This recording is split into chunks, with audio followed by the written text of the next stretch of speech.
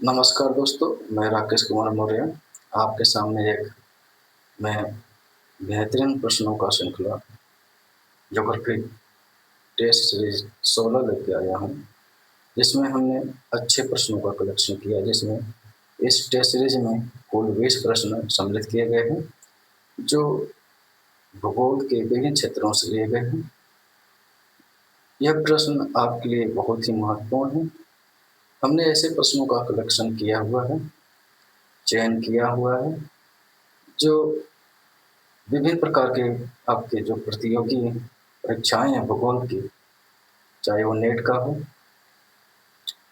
चाहे assistant professor का हो, चाहे जीडीसी का हो, चाहे जीएससी का हो, चाहे आपका यूपी पीजीटी हो, उसमें आपके लिए विशेष महत्वपूर्ण आपके लिए साबित होगा। ठीक है दोस्तों, चलिए देखते हैं दोस्तों। पहला प्रश्न है, पृथ्वी चक्रवात के बारे में से कौन सा एक कथन असत्य है। ठीक है दोस्तों, पृथ्वी चक्रवात के बारे में से कौन सा एक कथन असत्य है। ऑप्शन ए है, इसका विस्तार चक्रवात की तुलना में अधिक होता है, ये सही है। बी कह रहा है, पृथ्वी चक्रवात में वाताग्र का अभाव होता है, ये भी सही है। वाताग्र पृथ्वी चक्रवात में नहीं बनते हैं। वाताग्र का निवास शीतोष्ण कटिबंधीय चक्रवात में देखने को मिलता है दोस्तों। सी कह रहा है, इसके मार्ग और दिशा में निश्चितता पाई जाती है। दोस्तों यही आपका गलत है। ठीक है दोस्तों, और डी देख लेते हैं, पृथ्वी चक्रवात में वायु की दिशा उत्तरी गोलार्ध में घड़ी की सुइयों के अनुकूल तथा दक्षिणी गोलार्ध में विपरीत होती है, ये सही है। जबकि सी आपका गलत है, निश्चितता नहीं अनिश्चितता पाई जाती है इसके मार्ग और दिशा में। ठीक है दोस्तों, तो ऑप्शन सी गलत है और ए बी डी सही है। दूसरा प्रश्न देखते हैं दोस्तों। दूसरा प्रश्न कह रहा है कि टेलीग्राफिक पठार किस महासागर में स्थित है। ऑप्शन ए है उत्तरी अटलांटिक महासागर में, ऑप्शन बी है दक्षिणी अटलांटिक महासागर में, ऑप्शन सी है उत्तरी प्रशांत महासागर में, और ऑप्शन डी है दक्षिणी प्रशांत महासागर में। तो दोस्तों इस प्रश्न के उत्तर का चयन आप कर लिया होगा, आपने कर लिया होगा। इसका जो सही उत्तर दोस्तों वो है ऑप्शन ए। ऑप्शन ए आपका उत्तरी अटलांटिक महासागर में। तीसरा प्रश्न देखते हैं दोस्तों, जो जनसंख्या भूगोल से संबंधित है। इस तरह के प्रश्न पूछे गए हैं। यह कथन किसका है कि एक प्रजाति मनुष्यों का उप विभाग है जिसमें कुछ भौतिक लक्षणों की पैतृक देन रहती है। ऑप्शन ए है ग्रिफिथ टेलर, ऑप्शन बी है गोल्ड विजर, ऑप्शन सी है हेडन, और ऑप्शन डी है क्रोबर। तो दोस्तों इसका जो सही उत्तर है वो है ऑप्शन बी गोल्ड विजर। गोल्डन विजर में यह परिभाषा प्रजातियों के बारे में दी है। ठीक है दोस्तों, चौथा प्रश्न देखते हैं दोस्तों। चौथा प्रश्न है सुमेलित नहीं है। ठीक दोस्तों, ये कोई स्थानांतरित कृषि है और ये कोई देश और क्षेत्र है। पहला है टावी, टावी जो मेडागास्कर, ये सही है। लोगन पूर्वी अफ्रीका, दोस्तों लोगन पूर्वी अफ्रीका नहीं है, पश्चिमी अफ्रीका में होना चाहिए। ठीक है दोस्तों, जो लोगन है ये पश्चिमी अफ्रीका में पाई जाती, न कि पूर्वी अफ्रीका। किंग केगिंग केगिंग फिलीपींस में। ठीक है दोस्तों, ये सुमेलित है। और डी है कोनकू, कोनकू जो है वेनेजुएला, ये भी सही है, जबकि आपका बी सुमेलित नहीं है। पांचवा प्रश्न देखते हैं दोस्तों। पांचवा प्रश्न कह रहा है, इजराइल में की जाने वाली सामूहिक कृषि को क्या कहते हैं। इजराइल में जो सामूहिक कृषि है उसको क्या कहते हैं। ऑप्शन ए है कोल खोज, ऑप्शन बी है स्व खोज, ऑप्शन सी है किबुत जिन, और ऑप्शन डी है मेलोटो। तो दोस्तों इसका जो सही उत्तर है वो है ऑप्शन सी किबुत जिन। इजराइल में स्थानांतरित कृषि को किबुत जिन के नाम से जाना जाता है। ठीक दोस्तों। छठा प्रश्न देखते हैं दोस्तों। छठा प्रश्न है, किसे कनाडा का डेट्रॉयट कहा जाता है? ठीक दोस्तों, किसे कनाडा का डेट्रॉयट कहा जाता है? ऑप्शन ए है विंडसर, ऑप्शन बी है ओटावा, ऑप्शन सी है क्यूबेक और ऑप्शन डी है विनिपेग। तो दोस्तों इसका जो सही उत्तर है वो है ऑप्शन ए।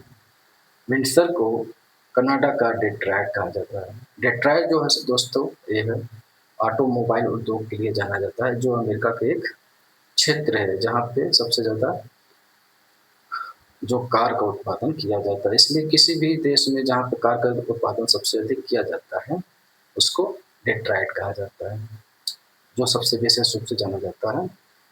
दोस्तों भारत का अगर डेट्रॉयट की बात करें, भारत का किसे डेट्रॉयट कहा जाता है तो वह पीथमपुरम को कहा जाता है। ठीक दोस्तों, पीथमपुरम जो मध्य प्रदेश में स्थित है। ठीक दोस्तों। सातवां सातवां की बात करें, सातवां प्रश्न ये भी सुमेलित नहीं है। ऑप्शन ए है गोरकी, इंजीनियरिंग उद्योग के लिए सही सुमेलित है। गोरकी दोस्तों रूस में है, जो इंजीनियरिंग उद्योग के लिए जाना जाता है। कंसास मांस उद्योग के लिए। सी है सिएटल जलयान उद्योग के लिए।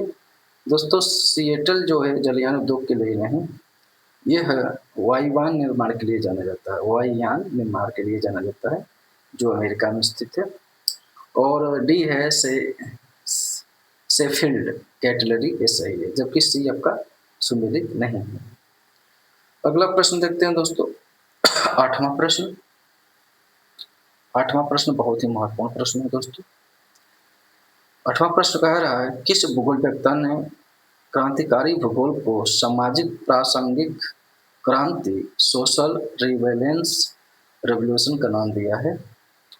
ऑप्शन ए है स्मिथ, ऑप्शन बी है डेविड हार्वे, ऑप्शन सी है प्रिंस और ऑप्शन डी है रिचर्ड पीट।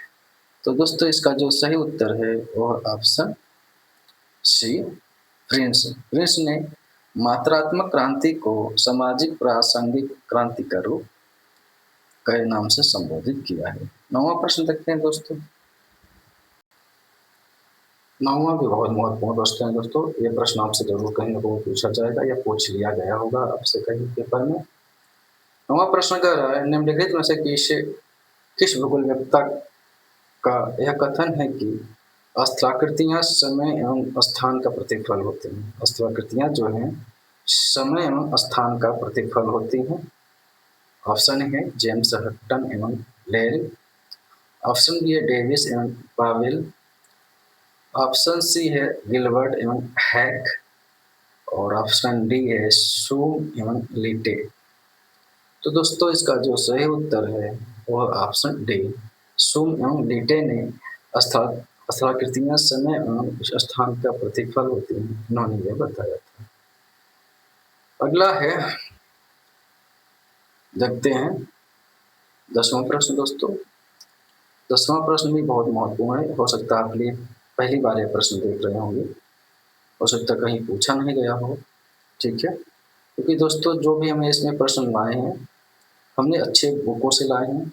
ये जितने भी प्रश्न हम करवाते हैं दोस्तों ये 60-70 बुकों का निचोड़ है। ठीक है दोस्तों, हमारे पास ज्योग्राफी के लगभग 70-75 बुक हैं और वो सभी बुकों का निचोड़ मैं आपके सामने लेकर आ रहा हूँ, जो अच्छे अच्छे प्रश्नों का कलेक्शन है। ठीक है दोस्तों। 10वां प्रश्न कह रहा है, इको डेवलपमेंट की संकल्पना का प्रतिपादन किसने किया है? ठीक है दोस्तों, इको डेवलपमेंट की संकल्पना का प्रतिपादन किसने किया है? ऑप्शन ए है वैलास, ऑप्शन बी है रिडेल, ऑप्शन सी है नॉर्मन मायर और ऑप्शन डी है एल्टन। तो दोस्तों इसका जो सही उत्तर है वह है ऑप्शन बी रिडेल।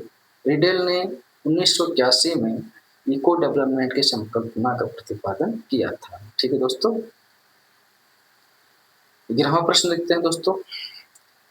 ये भी दोस्तों बायोज्योग्राफी से या इन्वायरमेंटल ज्योग्राफी से संबंधित थे। किस भूगोलवेत्ता ने वनस्पति प्रवणता वेजिटेशन ग्रेडियंट की संकल्पना का प्रतिपादन किया है? ठीक है दोस्तों, ऑप्शन ए है जॉर्ज फास्टर, ऑप्शन बी है हम्बोल्ट, ऑप्शन सी है केंडोल, ऑप्शन डी है वेलास। तो दोस्तों इसका जो सही उत्तर है वो है ऑप्शन ए, जॉर्ज फास्टर ने वनस्पति प्रवणता की संकल्पना का प्रतिपादन किया है। ठीक है दोस्तों, 12वां प्रश्न देखते हैं दोस्तों। ये बहुत ही महत्वपूर्ण प्रश्न है दोस्तों, जो राजनीतिक भूगोल से संबंधित है। यह प्रश्न हो सकता है आप पहली बार देख रहे होंगे, और यह प्रश्न आपसे मैं ये वादा कर रहा हूँ कि ये आपसे कहीं ना कहीं जरूर पूछा जाएगा। ठीक है दोस्तों, आप इसको अपने मस्तिष्क में या किसी नोट्स में आप उसको लिख लीजिए, या अपने मस्तिष्क में इसको बैठा लीजिए कि यह प्रश्न का उत्तर क्या है। ठीक है दोस्तों, किसने रेड जेल की जैविक राज्य की संकल्पना को तत्कालीन शीत युद्ध के परिप्रेक्ष्य में मूल्यांकित करने का प्रयास किया था? ऑप्शन ए है मैकेंडर, ऑप्शन बी है स्पाइकमैन, ऑप्शन सी है पाउंड्स, और ऑप्शन डी है हाउसहोफर, कार्ल हाउसहोफर। तो दोस्तों आपने इस प्रश्न के उत्तर का चयन कर लिया होगा। इसका जो सही उत्तर है दोस्तों वो है ऑप्शन सी, पाउंड्स ने रेड जेल की जैविक राज्य की संकल्पना को तत्कालीन शीत युद्ध के परिप्रेक्ष्य में मूल्यांकित करने का ये प्रयास किया था। ठीक है दोस्तों, 13वां प्रश्न देखते हैं दोस्तों। 13वां प्रश्न भारत के भूगोल से संबंधित है। ये भी बहुत महत्वपूर्ण प्रश्न है। हो सकता है आपने प्रश्न कहीं इस प्रश्न को कहीं पढ़ा होगा, अगर नहीं पढ़ा होता तो आपके लिए नया प्रश्न है, कहीं ना कहीं पूछ लिया होगा, नहीं पूछा गया होगा तो ये आपसे जरूर पूछा जाएगा। ठीक है दोस्तों, 13वां प्रश्न कह रहा है भारत की किस नदी को जैविक आपदा के नाम से जाना जाता है? ठीक है दोस्तों, भारत के किस नदी को जैविक आपदा के नाम से जाना जाता है? ऑप्शन ए है दामोदर नदी को, ऑप्शन बी है गोमती नदी को, ऑप्शन सी है यमुना नदी को, और ऑप्शन डी है गंगा नदी को। तो दोस्तों इस प्रश्न के उत्तर का चयन कर लिया होगा आपने। अगर नहीं किया है तो आप इस वीडियो को रोककर आप प्रश्न के उत्तर का चयन कर सकते हैं। दोस्तों इसका जो सही उत्तर है वो है गोमती नदी। दोस्तों गोमती नदी जो है मैदानी क्षेत्र पीलीभीत के फुलहर झील से निकलती है, और इस नदी के किनारे जो सबसे बड़ा शहर है वो है लखनऊ। लखनऊ में यह नदी बहुत ज़्यादा प्रदूषित होने के कारण इसको जैविक आपदा के रूप में जाना जाता है। ठीक है दोस्तों, अगर वही हम दामोदर की बात करें तो दोस्तों दामोदर को जैविक मरुस्थल बायोलॉजिकल डेजर्ट के रूप में, जबकि गोमती को बायोलॉजिकल डिजास्टर के रूप में जाना जाता है। ठीक है दोस्तों, अगर वही हम बात करें यमुना नदी को, तो यमुना नदी को हरासू के नाम से जाना जाता है। ठीक है दोस्तों, 14वां प्रश्न देखते हैं दोस्तों। 14वां प्रश्न, भारत में जल का उपयोग सबसे अधिक किस सेक्टर में होता है? ऑप्शन ए है कृषि सेक्टर में, ऑप्शन बी है औद्योगिक सेक्टर में, ऑप्शन सी है प्रशासनिक एवं प्रबंधक सेक्टर में, और ऑप्शन डी है उपयुक्त में से कोई नहीं। तो दोस्तों इस प्रश्न के उत्तर का चयन कर दिया होगा आपने। दोस्तों इसका जो सही उत्तर है वो है option C, sorry option A, कृषि सेक्टर में। ठीक है दोस्तों, कृषि सेक्टर में सबसे ज़्यादा जल का उपयोग किया जाता है। ठीक है दोस्तों, सिंचाई के लिए। 15वां प्रश्न देखते हैं दोस्तों। 15वां प्रश्न दोस्तों यह मृदा से संबंधित है। 15वां प्रश्न कह रहा है दोस्तों, भारत में मृदा अपरदन की समस्या से निपटने के लिए भारत सरकार द्वारा किस वर्ष केंद्रीय भूमि संरक्षण बोर्ड की स्थापना की गई थी? ठीक है दोस्तों, ऑप्शन ए है 1953 में, ऑप्शन बी है 1954 में, ऑप्शन सी है 1955 में, और ऑप्शन डी है 1956 में। तो दोस्तों इसका जो सही उत्तर है वो है 1953 में, ऑप्शन ए। 1953 में केंद्रीय भूमि संरक्षण बोर्ड की स्थापना की गई थी। 16वां प्रश्न देखते हैं दोस्तों। 16वां प्रश्न भी बहुत महत्वपूर्ण है। अगर आपने नदियों के बारे में पढ़ा होगा तो ये प्रश्न आपको रह जाएंगे।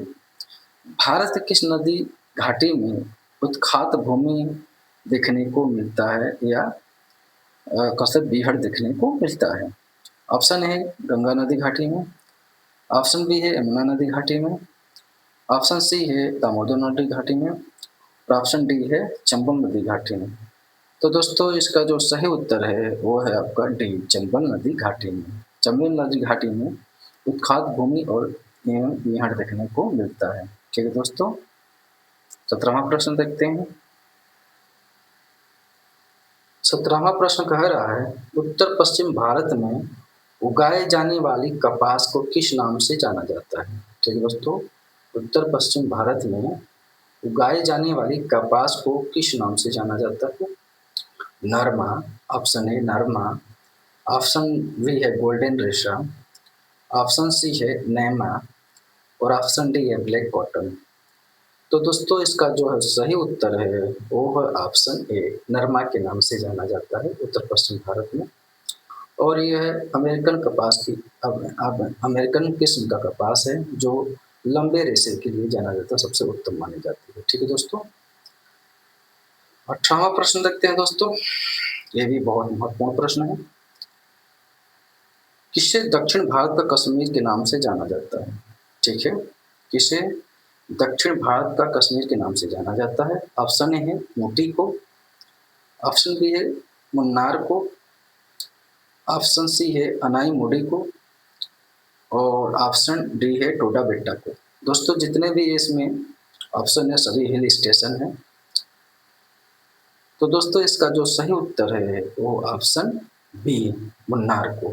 केरल का जो मुन्नार हिल्स है उसको दक्षिण भारत का कश्मीर कहा जाता है। ठीक है दोस्तों, जबकि ऊटी को दक्षिण भारत का शिमला कहा जाता है। ठीक है दोस्तों, और एक और प्रश्न है, किसको दक्षिण भारत का चेरापूंजी कहा जाता है?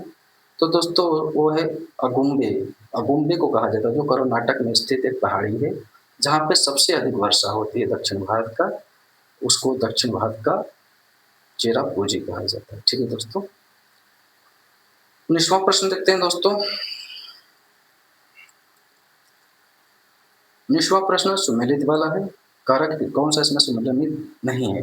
ये पूरी पुस्तक दिया हुआ है, ये पूरी लेखक। ठीक है दोस्तों, ये पूरी पुस्तक और ये पूरी लेखक। ऑप्शन ए है बायोज्योग्राफी, एच रॉबिन्सन, ये सही है। ऑप्शन बी है मॉडर्न पॉलिटिकल ज्योग्राफी, आर मूर, ये भी सही है। सी है ज्योग्राफर एज साइंटिस्ट, मार्गन। दोस्तों यही गलत है। Geographer S Morgan, sorry, geographer S scientist जो बुक है यह उलरिच का है, न कि मार्गन का। डी है geography of life and death, यह डडले स्टन का, ये सही है, जबकि सी आपका सही नहीं है। ठीक दोस्तों, 20वां प्रश्न देखते हैं दोस्तों।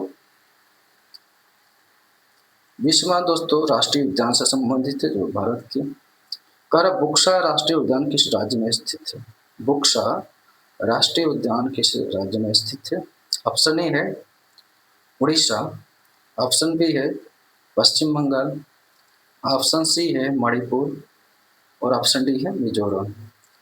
तो दोस्तों इसका जो सही उत्तर है वो है ऑप्शन बी, पश्चिम बंगाल। बुक्सा राष्ट्रीय उद्यान दोस्तों यह पश्चिम बंगाल में स्थित है। ठीक है दोस्तों, पश्चिम बंगाल में स्थित है।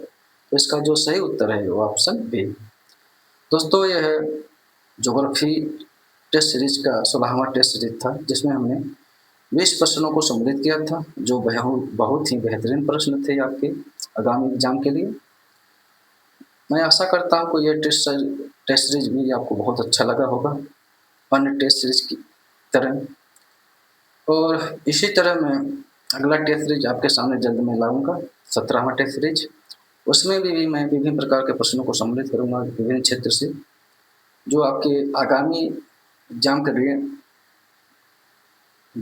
के लिए रणनीति साबित होगा। और दोस्तों, आप इस 20 प्रश्न में से कितने प्रश्नों का सही उत्तर दिए हैं, आप हमको ज़रूर कमेंट करके बताइएगा। इससे हमको यह मालूम चलेगा कि आपके प्रश्न कितने सही हुए हैं, आपकी तैयारी कैसी है। अगर आप और किसी तरह के टेस्ट सीरीज हमसे लेना चाहते हैं तो आप हमको कमेंट करके ज़रूर बताइएगा। मैं उस क्षेत्र पर वीडियो आपको बनाकर ज़रूर लाऊंगा। ठीक है दोस्तों, धन्यवाद। और आपकी तैयारी बेहतरीन चले और आने वाले एग्जाम में आप पेपर को अच्छे से करें और आप एग्ज़ाम को क्रैक करें। धन्यवाद दोस्तों।